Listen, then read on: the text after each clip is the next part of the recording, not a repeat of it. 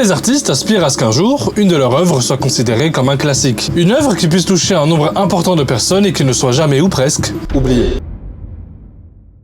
Ça, c'est ce que je disais dans ma dernière vidéo sur l'auteur de Toriko, Mitsutoshi Shimabukuro, et le scandale qui l'entourait. Mes recherches m'ont amené vers d'autres scandales qui sont aussi graves, voire pires que celui de la dernière fois. Des affaires qui méritent vraiment qu'on s'y attarde et qu'on révèle tout ce qui se passe dans l'industrie du manga. Donc j'ai décidé aujourd'hui de vous parler d'un homme qui est considéré comme l'un des plus grands mangaka à l'heure actuelle. Un mangaka si fort que même les plus grands d'aujourd'hui lui doivent absolument tout. Et tout comme Mitsutoshi Shimabukuro, il est issu du Weekly Shonen Jump qui est édité par la maison d'édition La Shueisha. Mais lui, il n'a pas vendu 25 millions de copies comme pour Toriko. Non, lui il a vendu le triple. Cet homme-là, c'est Nobuhiro Watsuki. Il est connu pour son excellent manga Kenshin le Vagabond, qui s'est vendu à plus de 72 millions de tomes. Alors installez-vous bien car aujourd'hui on parle d'un monument du manga, mais on parle surtout d'un homme qui a commis l'irréparable. L'homme que vous voyez actuellement s'appelle Nobuhiro Watsuki. Il est né en 1970 à Nagaoka, dans la préfecture de Niigata. Comme chaque mangaka, il a développé très tôt une passion pour le dessin et les mangas. Cette passion est renforcée lorsqu'il entre au collège, période durant laquelle il s'investit plus sérieusement dans le dessin. Parallèlement, Watsuki pratique le kendo, qui est un art martial japonais, bien qu'il finisse par abandonner ce sport pour se concentrer uniquement sur le dessin, après n'avoir remporté aucun match. Cette expérience avec le kendo influencera plus tard son travail, notamment sur le manga Kenshin le Vagabond. En 1987, alors qu'il est encore au collège, Watsuki remporte un concours organisé par le magazine Shonen Jump avec son manga Podomark, qui est en gros une histoire de robot. Après avoir reçu son diplôme, il décide de s'installer à Tokyo pour réaliser son rêve qui est de devenir mangaka. Watsuki travaille alors comme assistant pour plusieurs mangaka renommés, comme par exemple Takeshi Obata, qui est super connu pour Hikaru no Go ou encore Death Note. Durant cette période, il contribue à des mangas tels que Arabian Lamp Lamp et Shigarabito, tout en développant ses compétences et en se préparant à lancer ses propres œuvres. Pendant cette période, il a participé à divers concours de manga et a même remporté quelques prix pour ses œuvres, ce qui l'a encouragé à poursuivre cette voie. Donc en fait, on est vraiment sur un petit prodige du dessin. D'ailleurs, en parlant de ça, Watsuki cite plusieurs œuvres qui l'ont vraiment inspiré à faire du manga. On a notamment Alien Street, Doraemon ou encore Wigman. On se retrouve en 1994 où Watsuki commence la sérialisation de Kenshin le Vagabond dans le Weekly Shonen Jump. Le manga raconte l'histoire de Kenshin Imura, un ancien assassin devenu vagabond cherchant la rédemption. Et le succès est immédiat et phénoménal, avec plus de 70 millions d'exemplaires vendus sur ces 28 tomes. Pour vous donner un exemple, c'est plus que Berserk, Tokyo Ghoul ou encore Fairy Tail. Une des raisons de ce succès réside surtout par le public féminin. Les lectrices sont touchées par le passé tragique de Kenshin et sa relation romantique avec Kaoru. À cette époque, un tiers des lecteurs de Kenshin le Vagabond étaient des femmes, un phénomène encore rare pour le Shonen Jump des années 90. Avec ce succès massif, le mec il se fait inviter en convention genre en France, en Belgique, il obtient des OAV, il obtient des films, tout ce que tu veux, il y a même eu un séquel après la fin. Donc tout lui a réussi à Watsuki, mais il a été cancel et stoppé par le Weekly Shonen Jump, et je peux vous assurer que le problème est plus grave que ce que vous pensez. Ok, on se retrouve en 2017 et en 2017 les mangas et les animés sont beaucoup plus acceptés qu'il y a 10 ans. Et ça tombe bien car c'est beaucoup plus simple d'accès. On peut lire ça partout, sur l'ordi ou sur son téléphone. Et comme d'habitude, le magazine de manga Weekly Shonen Jump sort chaque semaine les nouveaux chapitres de manga. Et qu'est-ce qu'il y a en septembre 2017 dans ce magazine? Le séquel de Kenshin le Vagabond sur l'arc Hokkaido. En 2017, Watsuki et sa femme sont aux commandes justement pour créer la suite de l'histoire, qui est l'arc Hokkaido de Kenshin le Vagabond. Mais ce que sa femme ne savait pas, c'est que 3 mois après, son mari Watsuki se fait arrêter pour avoir de nombreux DVD contenant des films en sa possession. Alors comment il s'est fait choper? Eh bien pendant qu'il travaillait, il devait avoir certainement des planches sur lui avec des documents et plein de trucs dans ses mains et notamment des DVD. Et apparemment il les avait entreposés dans un de ses bureaux en 2017. Mais dans quel monde en vie? Quel malade mental. Et justement le mois d'après, la police fait une perquise chez lui. En novembre, la police stocke chez lui et trouve plus de 100 DVD contenant pornographique. Accusation à laquelle il a évidemment plaidé non coupable. Pas du tout, c'est un malade mental. Et vous savez ce qu'il a dit? J'aime les filles entre la fin de l'école primaire jusqu'à la 3e année de collège. Watsuki a littéralement avoué comme si tout était normal. Il est accusé d'avoir possédé des vidéos de pornographie à partir de juillet 2015 qui viennent tout droit de l'Allemagne. D'ailleurs, Watsuki il en avait tellement que la police pensait que lui était le distributeur. C'était lui le dealer de tout ça. Il a été reconnu coupable et devinez, il a été condamné pour combien de temps? 1 an et demi de prison. Et 1500 € d'amende. Alors attendez tous ceux qui regardent, j'ai une statistique pour vous. En France, si tu te fais choper en état d'ivresse pendant la conduite et que tu as 0,8 mg dans le sang, bah c'est jusqu'à 4500 € d'amende. C'est plus que ce ravagé. Bah je peux prendre une autre stade, regardez par exemple, on va directement aller au Japon. Si tu te fais choper en train de fumer de la drogue ou juste en achetant de la drogue ou en prenant de la drogue, bah c'est 10 ans de prison. Voilà.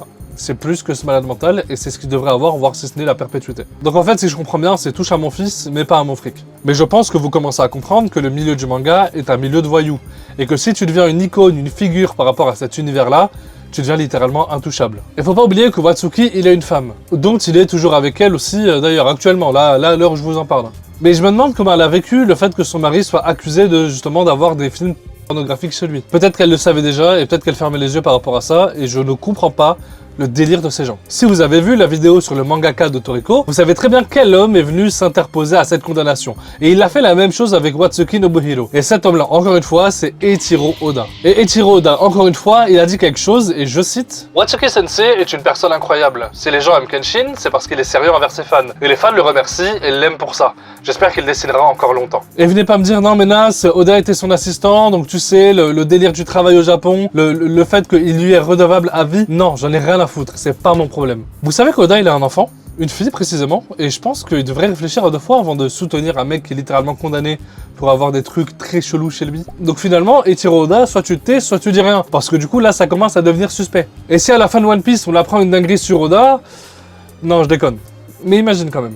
D'ailleurs, pour les fans de One Piece, j'ai un petit historique pour vous à la fin de la vidéo, restez bien jusqu'à la fin, c'est en rapport avec Watsuki et Oda. Mais pour revenir à tout ça, et si c'était que Oda le problème? Malheureusement, il n'y a pas que Oda dans l'affaire, il y a énormément de mangaka successful, et je vais citer les noms et je vais tout balancer. Parce que tous ces mangakas là, ils ont témoigné en la faveur de Watsuki Nobuhiro. Le mec a été condamné pour un crime, et ils l'ont soutenu. Et je vais pas vous citer les noms justement de ces mangakas là, je vais vous citer plutôt les mangas qu'ils ont fait. C'est effrayant et on dirait un peu la liste d'Epstein. One Piece, Naruto, Gintama, Death Note, Ice Shield 21, Dr. Stone, Trigun et encore d'autres, et je vais pas tous les citer, mais là vous avez vraiment les plus gros blocs des mangas. Les mecs l'ont tous soutenu et l'ont accueilli à bras ouverts. Je ne comprends pas cette mentalité de soutenir littéralement un mec qui a des cassettes de choses dégueulasses, surtout que le mec il a avoué, et vu que nous sommes dans la partie manga et mangaka, nous pouvons parler de la Shueisha, qui est la plus grosse maison d'édition, qui publie le magazine Weekly Shonen Jump, qui a pris très au sérieux le crime qu'a commis Watsuki Nobuhiro. Et du coup, qu'est-ce qu'ils ont fait la Shueisha? Ils ont donc décidé de stopper l'arc Hokkaido de Kenshin le Vagabond, qui était en cours dans le Shonen Jump Plus. Ce qui est normalement logique d'ailleurs, et je pense qu'ils auraient dû justement tout annuler plutôt que de cancel uniquement le manga. Et donc en 2018, on retrouve encore une fois la maison d'édition Shueisha, c'est-à-dire 4 mois, voire 6 mois après l'affaire. Donc on les voit qui sont en train de s'excuser auprès de nombreux fans en disant qu'ils sont désolés pour l'attente par rapport à l'arc Hokkaido, et ils ont tout simplement appelé Watsuki Nobuhiro, donc l'auteur, pour qu'il puisse reprendre la continuité de son manga. Comme si de rien n'était. Et en soi, il y a encore des choses encore plus graves dans cette affaire. C'est que le mec, il a acheté du porno à un revendeur tierce. Le fait qu'il ait passé commande montre qu'il a activement participé à la demande qui alimente le trafic sexuel de ses enfants, en soutenant directement les réseaux qui les exploitent et les torturent. Donc Watsuki, il est complice en même temps de ce crime abominable. C'est bien plus grave que la possession de matériel pornographique. Et à l'heure actuelle, potentiellement au moment où vous voyez cette vidéo là, Watsuki il est probablement en train de consulter des choses dégueulasses. L'industrie du manga est totalement dégueulasse. Mais honnêtement, qu'est-ce qu'on peut attendre d'une industrie qui encourage la sexualisation d'adolescentes mineures? Et c'est là où j'ai décidé d'approfondir les recherches. C'est déjà la deuxième vidéo que je parle sur le sujet et je pense que je pourrais continuer encore longtemps de parler de scandales comme celui-ci tellement ça touche le monde du manga. Mais je pense qu'on voit tous à peu près d'où le problème semble partir et si c'est pas le cas, laissez-moi vous expliquer. Alors d'où vient le problème au final? Le Japon a comme chaque pays une culture particulière. Celle-ci est intéressante et c'est en partie pourquoi on apprécie les mangas. Mais pour le peu qu'on s'intéresse à cette culture ou même simplement en ouvrant un manga au hasard, on peut y remarquer certaines pratiques ou penchants qui aujourd'hui peuvent paraître suspectes. Le fanservice par exemple, et je parle pas de ramener Tobey Maguire ou Andrew Garfield dans No Way Home, mais je parle de vous faire porter des tenues aguicheuses ou faire tenir des discours ambigus à des collégiennes. Mais là encore, tout n'est pas à jeter, car ce qui fait qu'une scène va être suspecte, c'est l'intention de l'auteur derrière. Il y a une différence entre du fanservice pour dénoncer et celui pour faire frétiller les dalleux. Et là encore, de quel dalleux on parle? Si c'est un jeune adolescent qui a ses hormones en feu et qui regarde High School DxD, ou bien un pédo qui veut juste voir des lolis. Il y a une grosse différence. Si on prend la différence avec Shimabukuro, l'auteur de Toriko, on peut se dire: bon, allez, il savait pas qu'elle avait 16 ans, il avait payé, il était persuadé qu'elle était majeure, le beau soupçon à la limite. Mais le problème avec Watsuki, c'est quoi? C'est le fait qu'il a avoué et qu'il a écopé d'une amende de 1500 €. Watsuki, 1500 €, c'est 10 € pour lui. Les DVD dégueulasses que Watsuki l'a acheté, ça se revend potentiellement 10 fois plus que son amende. De toute façon, personne n'a attendu les mangas et les animés pour faire ce genre de choses horribles. Donc en fait, c'est encore plus compliqué que ça. Mais bon, je pense qu'on pourrait s'étendre encore sur le sujet pendant énormément de temps, et si vous n'êtes pas au courant, le Japon a décidé de rendre illégale la production ainsi que la possession de en 2014. Donc avant 2014, tu pouvais avoir comme métier réalisateur de films graphiques. Ou tu pouvais tout simplement être spectateur de ça. Mais c'est tellement satanique, sérieusement. La personne qui est en charge de créer des trucs comme ça dégueulasses mériterait tout simplement une balle dans la tête. C'est tout. Et je ne compte même plus les auteurs qui dessinent des lolis à outrance et qui justifient que leur âge dans l'histoire est de 1500 ans. Mais vous aussi, il faut vous mettre une balle. Eh bien écoutez, je vais être totalement transparent avec vous. Eh bien ce fils de pute a littéralement tout gagné. Il est resté marié, il a pris 1500 € d'amende, il n'est pas allé en prison. Pour purger sa peine, il a dû faire une pause de 6 mois avant de continuer son manga, alors qu'il a littéralement détruit des vies. En 2021, l'auteur de Kenshin le Vagabond a droit à son petit live action sur son manga, qui est en plus de ça l'un des meilleurs live action de tous les temps. Il aura droit aussi à des pièces de théâtre pour son œuvre. Et pour couronner le tout, vu que l'anime date de 96, il était certainement temps de faire un reboot pour l'année 2023. Et aujourd'hui en 2024, l'arc Hokkaido est toujours en cours. Et tout ce qu'on espère pour ce mec, c'est quoi qu'on espère? C'est littéralement un gros downfall ou une énorme maladie pour cette merde. Si vous êtes encore là dans la vidéo, dites-moi si ça vous intéresserait qu'on parle du fanservice et de la sexualisation à outrance, donc tout ce qui peut toucher justement les mangas, les animés ou autre chose, dites-moi dans les commentaires. Pour ma part, je pense que ça serait intéressant à traiter, parce qu'avec la diffusion de plus en plus grande de la culture des animés, ce qui est une bonne chose, on remarque aussi une diffusion de ses mauvais côtés, comme la démocratisation de jeux comme Genshin Impact, où les modèles de personnages féminins qui sortent constamment dans le jeu sont parfois très infantiles, et ça commence à en faire beaucoup. Pour ce qui est de l'easter egg avec Oda, faut savoir que dans le dernier chapitre, eh bien les pirates que vous voyez à l'écran ont été dessinés il y a 27 ans dans l'un des premiers tomes de One Piece. Eh bien dans le chapitre 1122 qui sortira probablement la semaine prochaine, on peut y retrouver ces 3 personnages. Et ces 3 personnages ne sont pas n'importe lesquels, c'est littéralement Watsuki, Oda et Take. Waouh, j'ai galéré à la faire. Honnêtement les gars, j'ai jamais autant sué, j'ai jamais autant galéré à faire une vidéo parce que en fait c'est dégueulasse en fait, on se rend pas compte mais je sais pas comment il fait le mec là, comment il fait là le gars là qui fait des Lost Story là.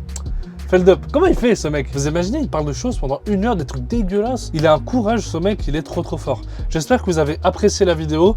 Merci à vous pour vos retours, en tout cas pour la vidéo de Toriko. Merci à vous pour le soutien, je vous kiffe. N'oubliez pas de me rejoindre sur Discord et sur Twitch. J'aimerais vraiment parler avec vous, de discuter de tout et de rien. Merci à vous et on se dit à très bientôt pour une nouvelle vidéo. Portez-vous bien, c'était le Nas. Ciao.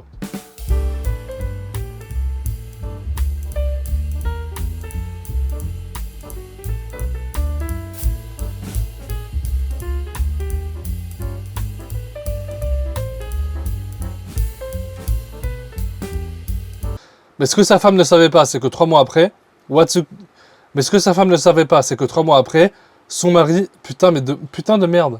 Franchement, franchement c'est horrible, j'arrive pas à le dire, genre, ça me dégoûte.